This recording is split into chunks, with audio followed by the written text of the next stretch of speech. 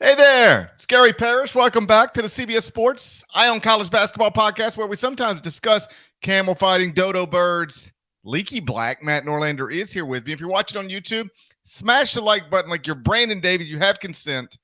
And if you haven't yet subscribed to the CBS Sports College Basketball YouTube channel, also do that while you're here. Let's get into it. Today, we are continuing our Summer Shootaround series that we're going to be doing over a 7-week span. We've already, get ready, dead leg, done episodes on Arizona, Arkansas, Baylor, Connecticut, Creighton, Duke, Florida Atlantic, Gonzaga, Houston, Kansas, Kentucky, Marquette, Miami, Michigan State, North Carolina, Purdue, and my San Diego State Aztecs. We're working in alphabetical order. We're turning our attention now to St. John's. The Johnnies, 18-15 last season, went 7-13 in the Big East, did not make the NCAA tournament. Golden Gate Mike out, Rick Pitino in, and that is more or less why I do have St. John's ranked 26th in the top 25 and one. We'll see what Norlander thinks about that next, but first a word from our partners. Fight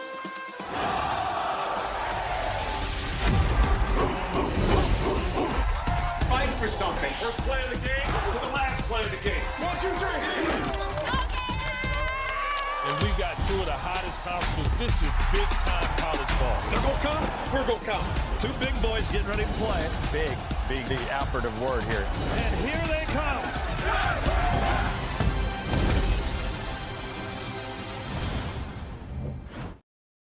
All right, Norlander, before we get into St. John's, update us on our eBay bid for a special episode situation. What do folks need to know? All right, so we've had the first one was won by Oklahoma. The second one, we got this episode on the Johnnies here in your feed and on YouTube early on Friday morning. So the bidding ends today, Friday, August 25th at 4:25 p.m. Eastern time, 4:25 p.m. Eastern.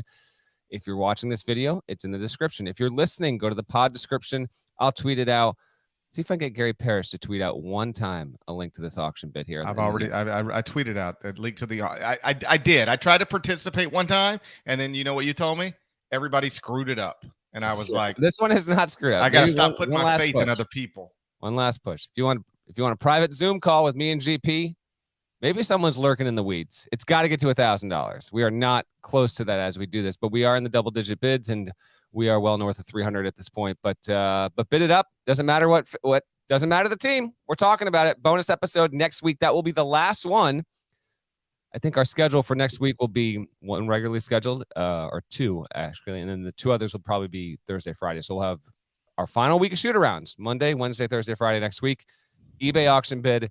Get it done. Rally your pals. Let's talk Johnnies. I would like an Indiana fan to now that's secretly what I think I'm rooting for. Yes. Yeah, I would just like to talk. It's a shame.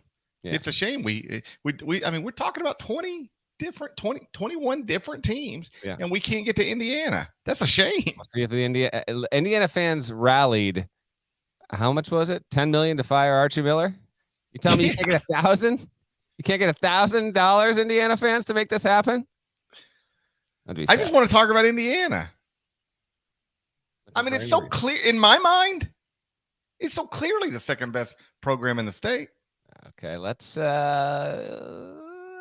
about Rick Pitino, St. John's team.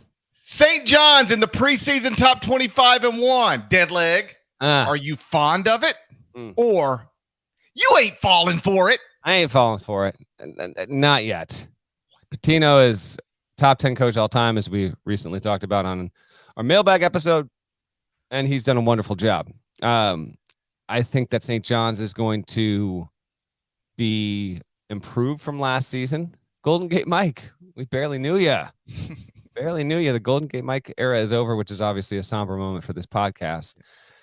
But Pitino, in taking this job, he's going to try and make history and be the first coach ever to take 6 schools to the NCAA tournament, which I do believe he will do. You think he's going to do it in year one? I'm not convinced yet. I just got to see it. Rick Pitino, by the way, here's the resume real quick. 35 years of coaching in college, 834 wins, 293 losses. That is a 740 win percentage, and I am not vacating any of those games. He has 12 times won a regular season conference championship, 14 times won a postseason conference championship. He's made the NCAA tournament 23 times, 7 Final Fours, a pair of titles in 96 and 2013. In the Big East specifically, He's won the regular season championship twice, 2009 and 2013 when he was at Louisville. Did not do it when he was at Providence for that short stint there before taking the Knicks job. He also won the Big East tournament 3 times in 2009, 2012, and 2013. The 12 and 13s were technically vacated, but again, podcast isn't vacating anything. St. John's, by the way. So St. John's has been a conference champion 14 times in its history. Pitino himself has done that 12. And St. John's has only won a conference championship 3 times ever. It's entered the preseason AP Top 25 13 times in the preseason in its history. Trying to get to 14 this year. We'll see if it happens. I'm not optimistic that it's going to be there. I don't think it'll be ranked in the preseason for a 14th time in school history. It has finished the regular season or the Monday after Selection Sunday in the AP Top 25 15 times. And I think, there's potentially a chance there, potentially, that they can get to 16 there overall. Very exciting. I've never been to Carnesecca because, frankly, St. John's just hasn't. And I'll get to more of this in the over/under at the end of this preview episode. But there just hasn't been a reason to ever. I've wanted to go down to Carnesecca, which is obviously the primary gym for St. John's, and they'll play more at the Garden this season. But I'm looking forward to actually going and watching a game or two of St. John's in non-con or Big East play. It's hiring Rick Pitino has injected a lot of relevancy and optimism, enthusiasm around the program. It desperately needs it, and we'll see if Pitino, who's a month away here from turning 71, can really make St. John's a force and a factor. The incredible thing about the Big East is that it's been what it's been in its previous form and now what it's been for the past decade plus. And Georgetown and St. John's have been largely non-entities. The Big East has thrived in spite of itself. And if Pitino in year 1, or if it takes him till year 2 or year 3, but if he gets this team to a point where it is in the top 25, like at least half the season, more weeks than not, then you are going to see just how high the ceiling is there. And for that conference, all it takes is for a major university in a major metropolitan area that knows college sports, cares about basketball. St. John's fits that bill. I think he'll get there eventually, but I'm a little skeptical if this team is going to be an NCAA tournament team in year 1. Rick Pitino has held 3 power conference jobs: Providence, Kentucky, Louisville. He's made the NCAA tournament each time no later than the second season he was eligible to do it. At Providence, he actually went to the Final Four in year 2. Kentucky, it took 3 years. Different deal. But he was not even eligible. Yeah, they were sanctioned for the NCAA tournament in the first 2 years. He won a national championship in year 7, went to the Final Four in year 3. Louisville, Final Four in year 4, national championship in year 12. He remains Rick Pitino because we don't vacate things. No vacating on this pod. We don't vacate anything. He remains the only person to ever win national titles at 2 different schools in the sport of men's basketball. Trivia time. You can tell it's early. All right. I love the stat. All right. What do we got? Who's the only women's coach to win national titles at 2 different schools? Did Mulkey do it? That's the ding, ding, ding. Boom. How about that? Kim Mulkey. That's early. Baylor, LSU, the only 2 people in the history of the planet. Yeah. And this might be true forever because we might not have a planet much longer. I don't know if you've seen Oppenheimer. That's not good. I don't know if you've seen Oppenheimer. It's not good. You know what? The only 2 people to ever win national titles at multiple schools in the sport of college basketball at the Division I level, it's Rick Pitino and Kim Mulkey. Question. I was thinking about this last night. Yeah. Who will be the next men's coach to win national titles at 2 different schools? Oh, gosh. I'm trying to keep these episodes short, GP. My mind just takes me places. Well, so coaches that have already won one. So there's not that many active coaches. So let me think. Active coaches that have won a title. You've got all right, Tony Bennett's not going to another school. Scott Drew actually has a healthy chance. Put this in the 10% chance. It goes bad at Louisville and Scott Drew ends up at Louisville. I don't know. Or maybe something like that. Dan Hurley. Not impossible, but I don't know. He's perfect fit at UConn. Who else is active that has won a national championship? Cal, not going to coach another place. And then I know what he could. I guess he could. I don't see that, but I guess he could. And then Bill Self, who's not coaching anywhere else. I think those are the only. How about this? Am I right? Am I missing anyone? I think those are the only active ones. How about this? Every other Kentucky coach coaches somewhere after Kentucky. Has any other Kentucky coach left under whatever terms as old as Cal is about to leave Kentucky? Not say that he won't, but yeah, just anyway. I don't know what the answer is, but Scott Drew is by far the most likely of the ones that are out there that have won a title. I would submit Billy Donovan. Sure. He's still only 58 years old. I know. There's a chance. He's missed the playoffs in 2 of 3 years in Chicago. Never won a playoff series in Chicago. Like this upcoming season he could be out of the NBA at 59. I can see Billy Donovan coaching in college. I don't know that he's going to coach in college again. He might just say, you know what? I'm 59 and I'm just going to play golf every day. I've made bazillions. Maybe, but chaos theory. Louisville wins 8 games. They move along. They hire Scott Drew. Kentucky misses the tournament. It finally ends. Donovan goes to Lexington. That'd be something. And John Calipari goes to Baylor. There we go. Can we run down the St. John's roster, please? Johnny fans are furious right now. It doesn't matter to me if you want to. It's obviously totally remade.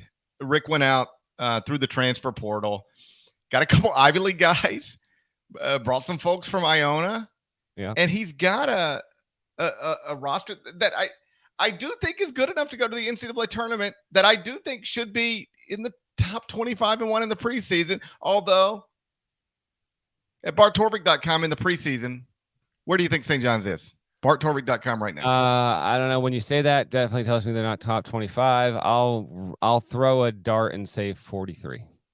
56. Behind UConn, Creighton, Villanova, Marquette, Xavier, Providence, and Seton Hall. So okay, the human mind respects St. John's a little more than the computer mind. Okay.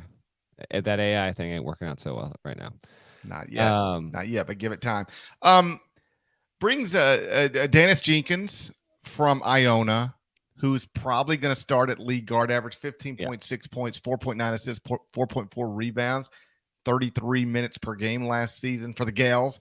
Shot 36% from 3, took a little more than about 4.5 per game. He's a quality guard. I mean, you never know, or at least you often don't know, how somebody's going to produce when they transfer up. Going from that league to this league, that's a jump. But he is a proven Division I college basketball player and winner. I think he'll be fine. Jordan Dingle is a 6'3", fourth-year player who I'm assuming going to start in the backcourt next to Jenkins. He averaged 23.4 points, 3.6 rebounds, 2.3 assists last season. He was at Penn, Ivy League Player of the Year. He's the reigning Ivy League Player of the Year. And do you know who his father is? No. Dana Dingle. Of course. Helped the UMass Minutemen go to the Final Four back in 1996. Wow. So that would be a great mid-major backcourt. Yeah. We'll see if it's a great high-major backcourt. But I think it's good enough. RJ Louise probably projects as a starter. 6'7", averaged 11.5 points, 4.6 rebounds, 1.1 steals. He played 23 minutes a game last season at UMass. 45% from the field, 35% from 3 on less than 2 attempts per game. So he's not really a stretch the floor wing, but he's a guy who has averaged, double figures at a place like UMass in the Atlantic 10. Chris Ledlam was at Harvard last season. He's been added to the roster. 18.8 points, 8.5 rebounds in 31 minutes per game last season. Shot 29% from 3. He took a lot of them, nearly 5 attempts per game. He's taken 245 threes in his 3 years at Harvard, only made 29.4% of them.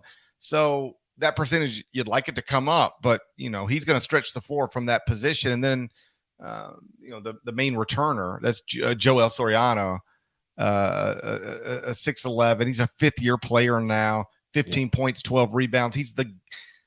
I think the one guy at Rick's introductory press conference where he said that I want him back. Not everybody's coming back.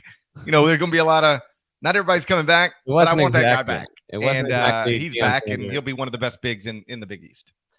Yeah, Pitino stopped short of the Deion Sanders deal. Basically walking it, but that's basically what happened. This is a total flip. I mean, Soriano's back, and then one other bit player's back. Everyone else is total roster flip. I agree. That is the starting five, and then you'll probably have Naheem Aline, national champion from UConn. He'll probably be the first guy off the bench. Oregon State transfer Glenn Taylor Jr. probably in there. To be determined, I think Simeon Wiltshire, highly ranked prospect, previously committed to Carolina. Now he's at St. John's. We'll see where he fits in. Brady Dunlap's another freshman that I think will get some burn. They got a Kansas transfer that's also going to probably get a little bit of play there. But there's a chance that Pitino might try and run this thing 10 deep. But I just gotta see it, man. Like there's so many different kinds of pieces. I don't understand that. You got to see it from Rick see Pitino. this. He's been showing it to you for decades. But you got to see it from Rick Pitino. At least in a high major conference with these, like you've got. And I don't disagree with you, but the starting lineup has a player who was at Penn, at Harvard, at Iona, and at UMass. Not saying that it won't work. It might well, but I just want to see if it does, how quickly it does, and if this team is really good enough for 20-plus wins. We'll see. Trust me, I'd love to have a new wrinkle and a new storyline in the Big East where teams actually, St. John's is actually winning and relevant, but we'll have to see it and wait and see if it happens there. Dingle, I think probably has the best chance to lead the team in scoring. He was a bucket at Penn, as you mentioned before, but Soriano is the most important player. He's the guy that knows the campus, the facilities, knows the program, and as you just mentioned with Pitino, he wanted to have him back, so things will kind of center around him. Pun not intended there. And then, we'll see how much the newbies, and by newbies, I mean the freshmen, how much of a contribution they can make and will make. He'll probably ask a lot of them because some other guys like Cruz Davis, another Iona player, I don't know how much he'll see. Sean Conway is a transfer from VMI. I would expect him to be further down the list. Saduku Abine Ayo is also another Iona player that came along there. And so, those guys, they came along because they know Pitino, and I guess under some they have some understanding they're going to get some burn, but he's not going to play 12 players. Roles are going to have to be sorted out, and I think the top 7 to 8 are kind of clear at this point. Run us through that schedule. Well, how about this? Before I do the schedule, and I will, and then we'll get out of here. How long do you think Pitino will coach St. John's? Because this is, we can be tongue in cheek all we want, but this practically this is the last stop. This is the last stop, right? He turned 71 in less than a month, and it's St. John's, it's the Big East. He didn't have to move; like he's still in his house up there on the golf course in beautiful Westchester County, New York. I'm going to say, and obviously success will be dependent upon this. St. John's hasn't been truly good, if you want to define it as great, in a long time. I'll say he's there till 76 years old. I'll say he coaches for 6 seasons. But blind guess here, GP. I'm going to say you're not going. I'm going to say you're not going fewer than 4, but it's hard for me to say more than 8. Where would you land? I was going to say 5. Yeah. I think he's going to coach to where he's closer to 80 than 70. Yeah. Because when you talk to Rick, and this is just, it's just true as you are around people who are aging. We'll get there someday, hopefully, right? Yeah. Let's people age differently. You see some people and it's like, yeah, he's 70 and he looks 80, sounds 90, right? Yeah. Or he's 70 and he seems 50. When you are around Rick, when you talk to Rick, when you text with Rick, with anything, he doesn't seem old. I mean, or you tell me. There are times where he looks old, but I did the whole thing on him at Iona, whether or not he would leave or wouldn't leave, and it was then that I think he said it on the record for the first time, but he was like, I'm feeling incredible, and I want to coach until I'm at least 75. Yeah. So that alone, I mean, he's rejuvenated by the shop. So I agree with you. He certainly has the energy. I think the stresses of life and everything with Louisville and the NCAA, I think that you can see that on him a little bit. But in terms of his activity level and his health level, like he's doing just fine. Yeah, like we're going to have a presidential election at some point. And it appears the candidates are going to be older gentlemen, right? Again. And that'll be a big topic of conversation. And I'm just telling you, when when I look at some candidates for offices around this country, I go, ooh, man, they seem a little too old to be doing that. I understand how people reach that conclusion. Mm-hmm. When I see Rick Pitino, he doesn't seem old. He doesn't sound old. He seems like the same. I know he's not, but he seems like the same guy he was 10 years ago, 15 years ago, 20 years. I'm not worried. I am not worried about his age at all as it pertains to can he get St. John's back to where it wants to be. I've been shocked before. I've been wrong before, but I'll be shocked if he doesn't have St. John's as a relevant national program very, very quickly. Maybe I was wrong. Here, GP lay it out. Maybe this isn't his last job. Pitino, St. John's to the White House. Is that going to be the pivot after 4 years? Final four. He might need to do eight years at St. John's and then run for president. I think you need to be a little closer to 80 than he would be. I think one of the requisites is if you this is not that well known. It needs to be taught in civics classes. But if you're going to coach at St. John's and then run for president, you have to at least make the Elite Eight. So you got to be 35 years old, born in the United States. And if you're going to coach in the Big East, you have to have at least made an Elite Eight. Jay Wright's actually eligible to run for president. I would vote for Rick Pitino for president. Would you? Right now, if you had to vote. Why the hell not? Here's the schedule. Wouldn't it be great? Wouldn't it be just great? You know what? You do the background check and wouldn't it be ironically, fun? Maybe he comes out looking all right. It would be fun. Rick should coach at St. John's for 6 years and then run for president. What the hell is this? All right, they're hosting Stony Brook in Carneseca. They're going to play Michigan. That's going to be a bad day for Stony Brook.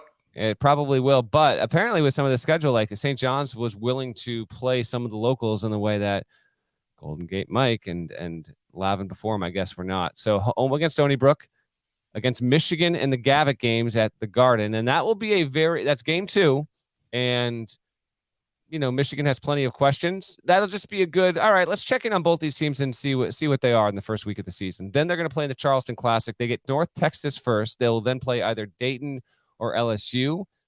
Dayton, it's certainly conceivable Dayton winds up being better than St. John's this year, but we'll see. Another good test if they get Dayton. And then the other side of the bracket is Houston, Utah, Wake Forest, and Towson. So we'll see on that. Then they're going to play Holy Cross at home. They're at West Virginia in the Big East Big 12 Challenge.